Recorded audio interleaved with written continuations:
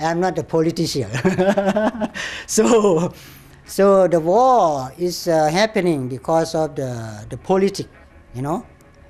But in our way, you can find Buddhist countries, Buddhist people never create the war.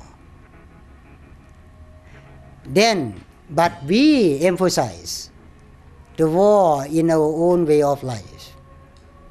We always fighting with our own war, inner war. As I mentioned earlier, the enemy, our own enemy that we make and we fight with today is hatred, selfish desire, and ignorance. This is our real enemies that we make war with them, each individual. So if each individual, especially politician or the world leaders, as like in our country, in America, you know, the leader of the nation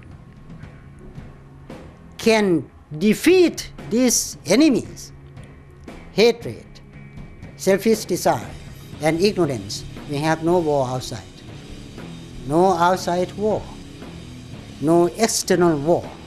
If we can complete or defeat the inner war in each individual. So we cannot say when and where the war can be justified.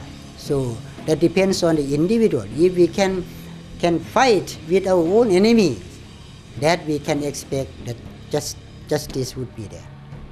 Because according to the loving kindness and universal compassion, as we learn, as we practice, this is not for Buddhist people, not for Christian, not for Muslim, not for Hindu, not for any kind of particular faith, but this is universal.